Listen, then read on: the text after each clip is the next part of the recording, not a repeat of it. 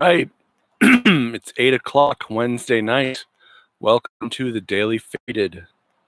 My name is Hetz, and this is where we get faded daily and talk about politics and news of the day. Got a couple of interesting stories for you here. But first off, let's raise one to our homies.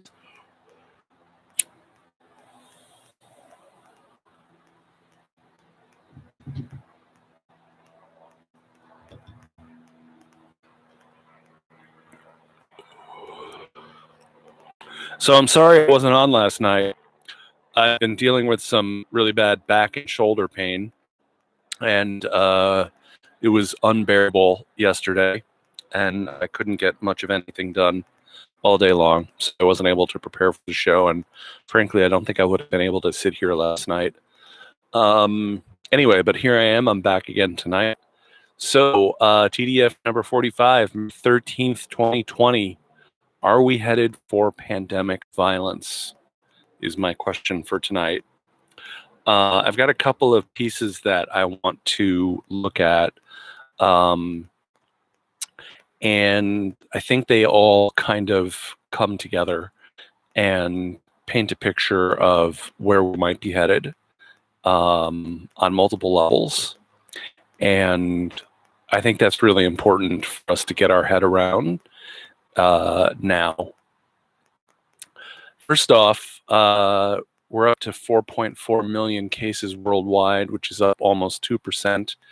Over 297,000 deaths worldwide, which is up almost 2%. Over 1.4 million cases in the United States, which is up over 1%. And 85,095 deaths in the United States, which is up 2%. Here in California, we've got over 72,000 cases, up over 2%, and 2,956 deaths, up around 2.78%. So we seem to have plateaued at a very high level of daily deaths. I think one day recently we had a little dip, but the daily deaths is not going down. At least not yet.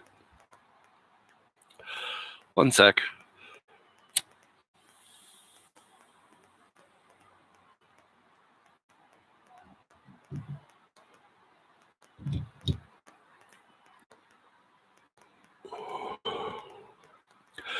So I just wanted to mention that we've talked about the racism built into reopening, because frontline workers are more likely to be people of color. They're more likely to be women. And they're more likely to be vulnerable communities, whereas people who have the luxury of working from home are more likely to have more money and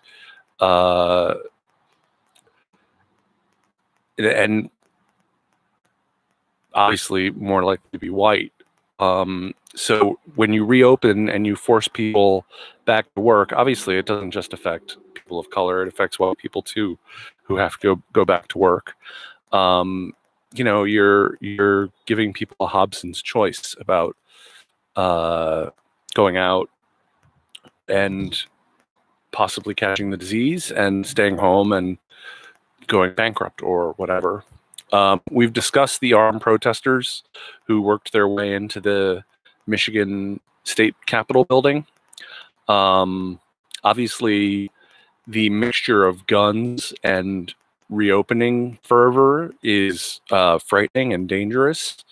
The radical right, the gun-toting radical right, has really taken to Trump's anti-science message.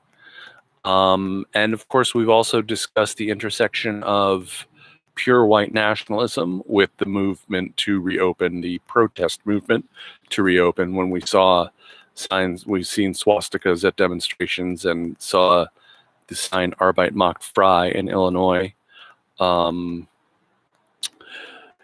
And obviously, Trump has trafficked in the language of violence probably since before he was running. But we all remember when he promised to pay the hospital bills, when he called the people in Charlotte very fine people, even though those very fine, supposed very fine people killed Heather Heyer. And when you tweet "Liberate Michigan," well, generally liberation is done at the business barrel of a business barrel, the barrel end, the business end, the business end, the business end of the barrel of a gun. So when you say liberate Michigan, and was it liberate Tennessee and liberate one other one? I don't remember exactly what it was. You are giving a license to people to bring guns and make their demands with the implicit threat of violence, if not the explicit threat of violence.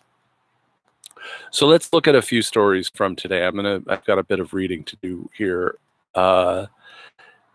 There was a story in The Guardian. The Fed warns more cash is needed as U.S. figures reveal widening inequality.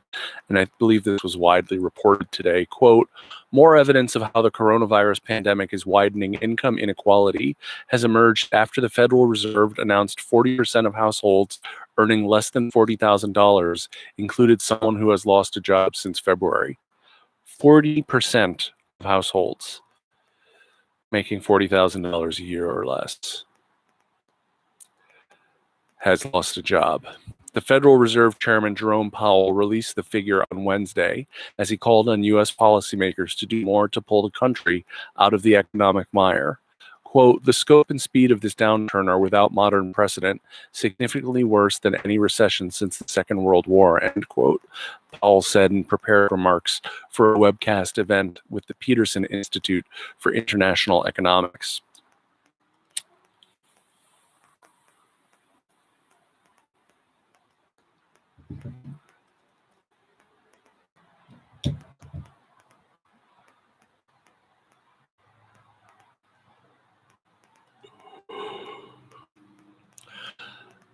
Pandemic, which has already cost at least 20 million jobs, has caused, quote, a level of pain that is hard to capture in words, he said.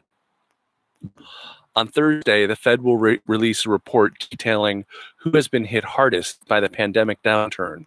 April's job report showed rises across the board. Minorities have been badly affected, and those in low-wage work, such as hospitality and retail, have been the first to lose their jobs.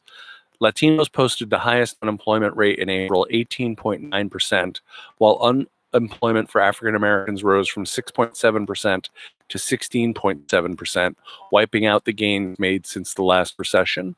Those without a college education have been particularly damaged.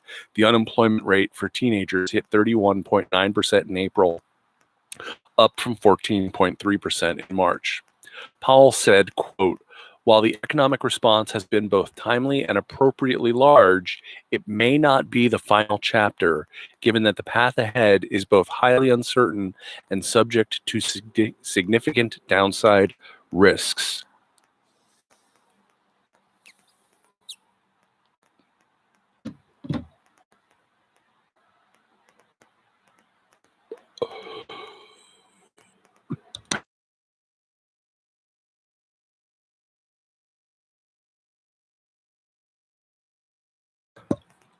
Sorry, that one gave me a bit of a cough. So what Jerome Powell is getting at here is that all of that liquidity that they floated to corporate America is not enough to bring demand back into the economy. With 33 million people losing their jobs in the course of 6 weeks, that means a fall for demand in the economy, because that's 33 million consumers who cannot afford to spend money in the consumer economy. So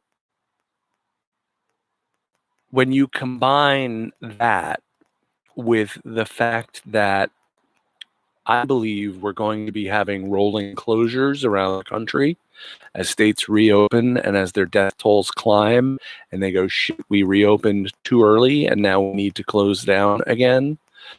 If that happens and states go in and out of lockdown, It just increases the economic anxiety. It prolongs the pain of unemployment and increases hunger and housing crises. So the actual economy, regardless of the stock market, is really, really in severely bad shape. We are already in the second Great Depression, and people just haven't recognized it yet. People just haven't admitted it yet. And what does that mean? How many more homeless will we have? How many more unemployed? How many more uninsured will we have? And will uninsured people go to the doctor when they feel the symptoms of COVID-19? Will uninsured people be able to get tests everywhere in America? They can here in California, but I don't know about the rest of the country. So I thought that was an interesting article that reflected on the nature of the economic downturn.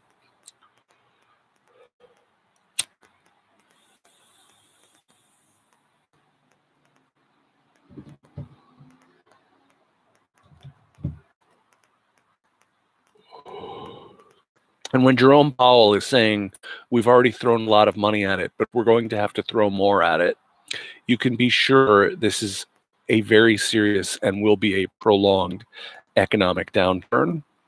These claims people are making of pent-up demand and a V-shaped return are insane. How can there possibly be pent-up demand when 33 million people have lost their jobs? They're all going to go out to the Gap and buy a pair of jeans? I don't think so.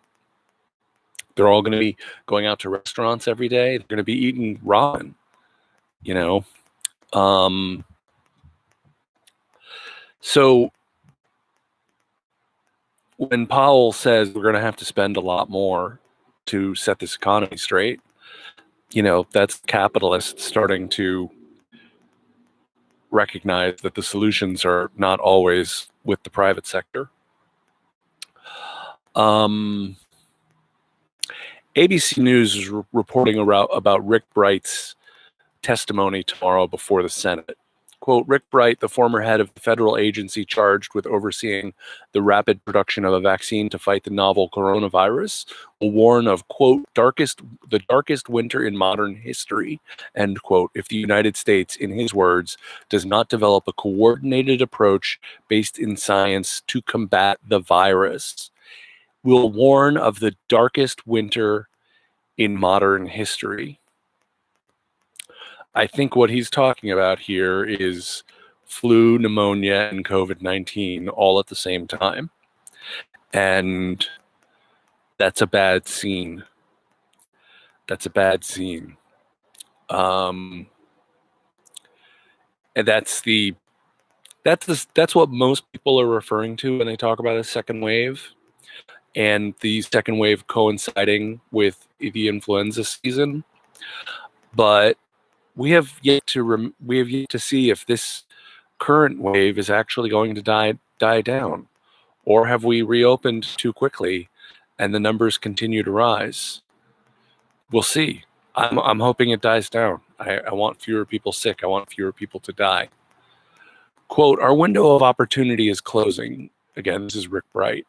If we fail to develop a national coordinated response based in science, I fear the pandemic will get far worse and be prolonged, causing unprecedented illness and fatalities. And we must remember continued economic devastation. What it is terrifying to acknowledge the extent of the challenge that we currently, while it is terrifying to acknowledge the extent of the challenge that we currently confront, the undeniable fact is there will be a resurgence of the COVID-19 this fall, greatly compounding the challenges of seasonal influenza and putting an unprecedented strain on our healthcare system. Bright's opening statement to the House Energy and Commerce Subcommittee on Health reads, without clear planning and implementation of the steps that I and other experts have outlined, 2020 will be the darkest winter in modern history, Bright plans to say.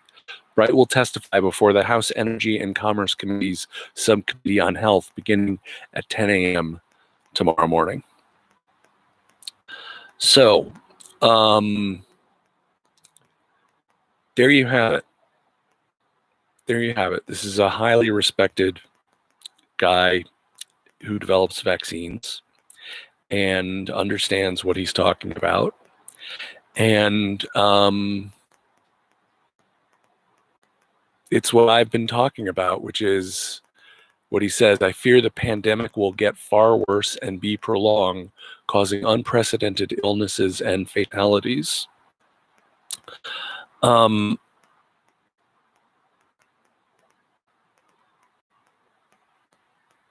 Without testing, contact tracing, and isolation, this is what's going to happen.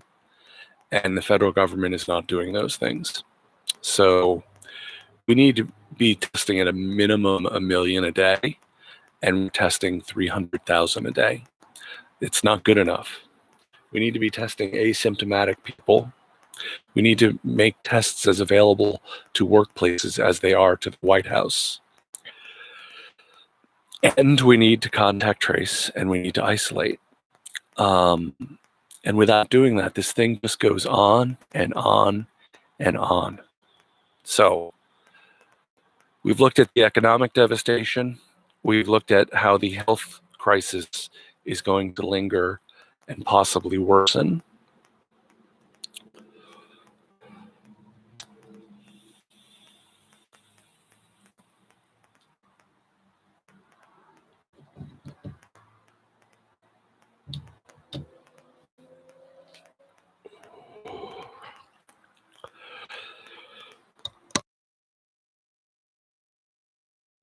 So that brings us to the third article that caught my eye today, which was in the New York Times. It seems like I do one New York Times article every live stream. Businesses chafing under COVID-19 lockdowns turn to armed defiance. So on the one hand, we have the economic crisis, and many people are convinced that the answer to the economic crisis is reopening the economy. On the other hand, we have the health crisis, which many people are convinced the key to the health crisis is to open when we're ready, and we're not ready yet. And that's become hyper-partisan. It shouldn't be. And I don't think it really is, because the majority of Americans support the stay-at-home orders. The last poll I saw, only 12% of Americans oppose it. So this is a small but vocal and armed minority that we're talking about. Quote, armed militia-style protesters have helped businesses across Texas defy coronavirus lockdowns and reopen. Protesters say they are enforcing the Constitution. Shepherd, Texas. When Jamie Williams decided to reopen her East Texas tattoo studio last week in defiance of the state's coronavirus restrictions, she asked Philip Archibald for help. He showed up with his dog Zeus, his friends, and his AR-15 semi-automatic rifle. Mr. Archibald established an armed perimeter in the parking lot outside Crash and Burn Tattoo, secured by 5 men with military-style rifles, tactical shotguns, camouflage vests, and walkie-talkies. One of them already had a large tattoo of his own. "We the people," it said.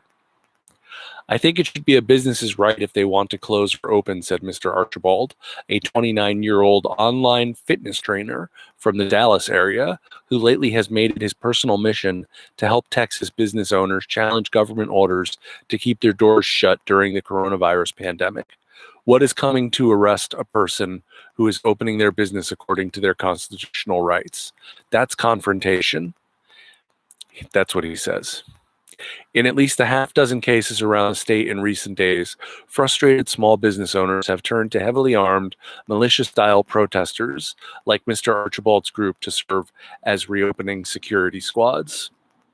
The showy displays of local firepower are creating a dilemma for the authorities, who face public demands for enforcement of social distancing guidelines, but also strong pushback from conservatives in some parts of the state who are convinced that the restrictions go too far.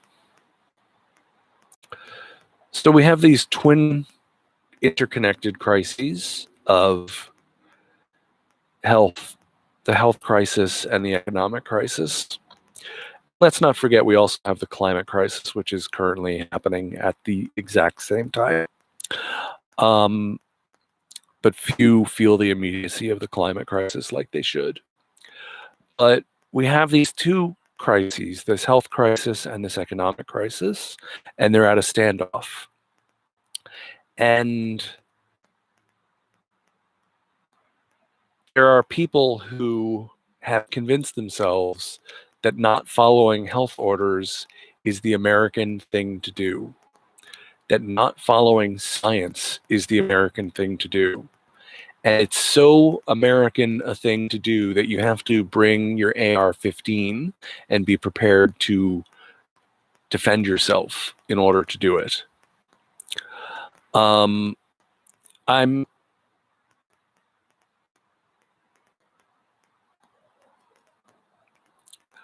I would say there will be blood, but there already has been blood.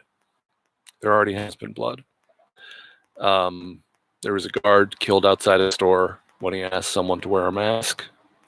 And there have been incidents of police brutality trying to enforce social distancing, not to mention racist execution of enforcing social distancing, overwhelmingly enforcing it among blacks in New York, for example.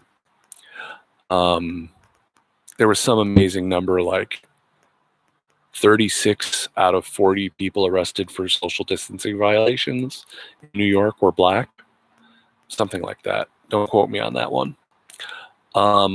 So there already has been blood over this thing, and I'm afraid that we're in for more. I'm sorry it's not a more cheerful show, but that's life and death in the time of COVID.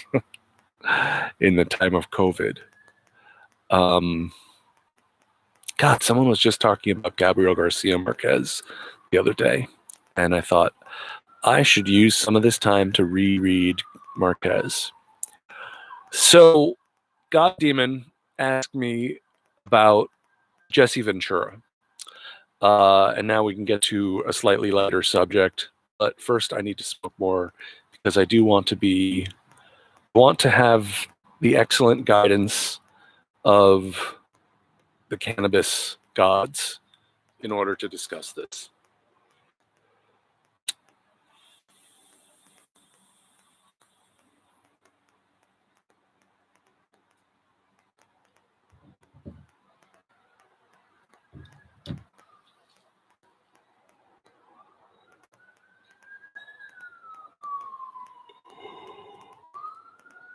That is one of my favorite strains of all time, Face Off.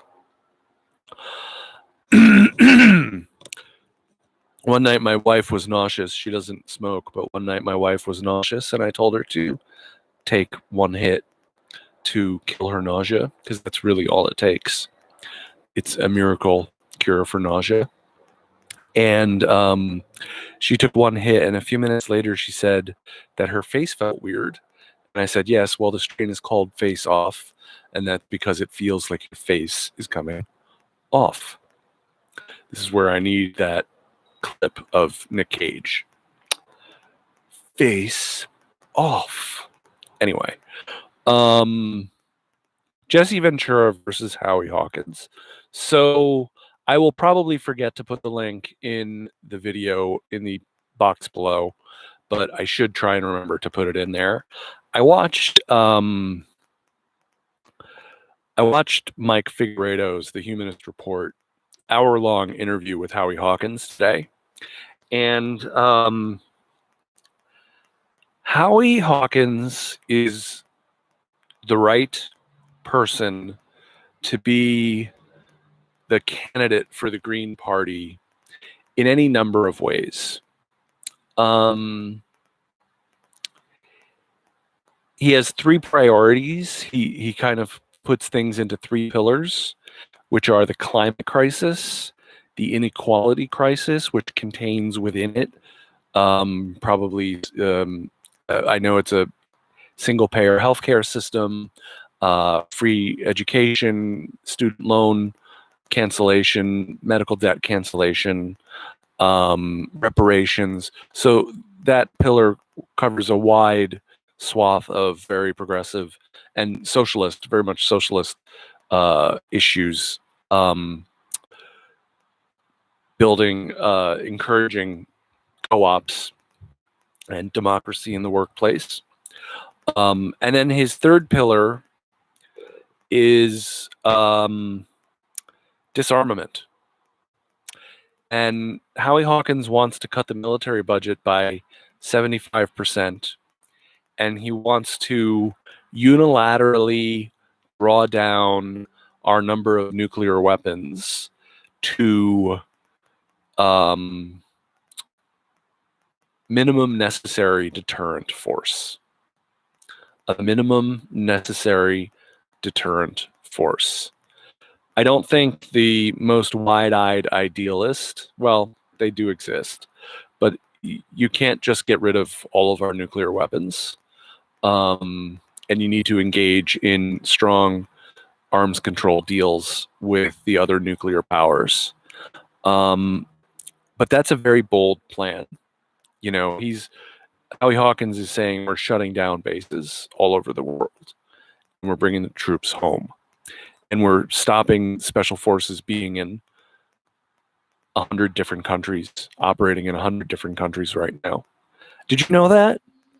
Did you know that special forces is operating in 100 countries, U.S. special forces? What are they doing in all of those places? What are they doing? Smedley Butler, who wrote War is a Racket, who's a very famous military guy from the turn of the century, Spanish-American Wars, Banana Wars. You know, he said that what he did for big business in a day, Al Capone couldn't compete with in a year. That they would just march in, overthrow a country, and do it all for United Fruit Company. So war is a racket, and we draw down to the minimum levels that we can have. Now, look, Howie Hawkins is an idealist. Howie Hawkins is someone who has walked the walk and talked the talk. He was a Teamster, so he was a laborer. I think he worked at UPS and was a Teamster there. And he's been involved in movements going all the way back to the Vietnam anti-war movement. And he's plain spoken. He's very smart. He knows what he's talking about. And I agree with him on almost all of the issues. So, in comes Jesse Ventura. What does it mean that Jesse Ventura is now competing with Howie Hawkins for the Green nomination?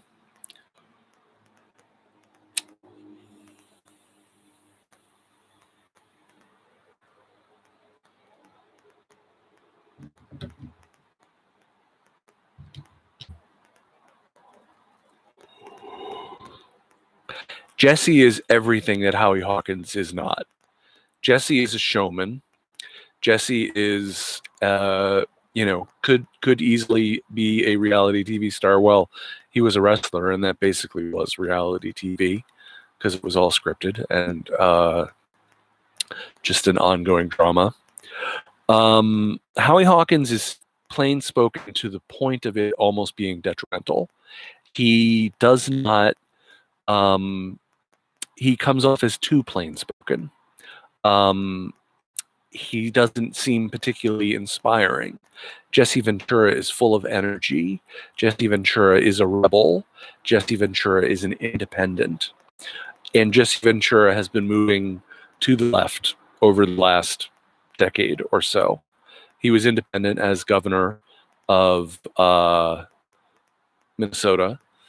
And I'm not sure what party he was in, but he was in a third party when he became mayor prior to becoming governor.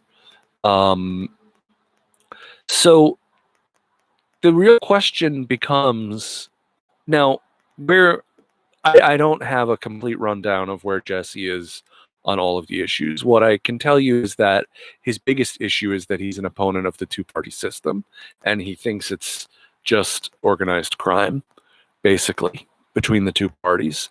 And it goes back and forth and back and forth, and nothing ever gets done. And that you can't win with that two-party system. That is to say that people can't win. We can't get done what needs to get done within that two-party system because it won't allow it. And so that's Jesse is a true independent. He's a true independent. I've never thought Jesse Ventura was a socialist. The Green Party does not define itself as being socialist, I don't think. I would have to do some research and check into that. But they do talk about socialism a lot, and Howie Hawkins talks about socialism. So it's to me, to tell you the truth, I don't know what to say. The real question is, what is the purpose of a Green candidate for president? Is the purpose to win votes? Is the purpose to make a statement? Is the purpose to get 5% so they can get matching funds and be a bigger presence in the following election? That's probably the most important thing that the Green Party could get, is to reach 5% and qualify for matching funds in the next cycle. And the way to do that is probably Jesse Ventura, because there are a whole lot of people who know who Jesse Ventura is who never heard of Howie Hawkins, and they may not have even known there was such a thing as the Green Party until they heard Jesse Ventura might be running for president in the Green Party. So I don't love Jesse Ventura. I don't hate Jesse Ventura. I certainly think he's interesting. I think he's genuine. I think he's real. I think he says what's on his mind. And, I really admire Howie Hawkins, and I think he's a really smart guy, and he's done the work, and he deserves to be the nominee. But electorally, if you want to get that 5%, go with Jesse Ventura. There's a chance it'll happen. And don't you worry about splitting the vote and getting Trump reelected, because Justin Amash is going to be taking some votes away from Trump on the libertarian side. So it may all work out just fine. Anyway, folks, if you listen to podcasts, listen to today's episode of Democracy Now! It was Naomi Klein for the whole hour with Amy and Juan. And it was an amazing conversation, just an amazing conversation. And I could have just lifted that entire conversation for tonight, but I don't think I can do it justice because I'm not as smart as Naomi Klein, who I intellectually revere. How's that? I intellectually revere her. I think Naomi Klein is amazing. I've been a big fan for a long time. So her new piece in The Intercept about how big tech is using the coronavirus pandemic to take over is a must read. So I highly recommend that as well. Anyway, all right, guys. Good to see you. Sorry about last night. I'll be back here tomorrow night at 8 o'clock Pacific, 11 o'clock Eastern. And this has been the Daily Faded. Make sure to follow me on Twitter at @the_Hetz. Talk to you later.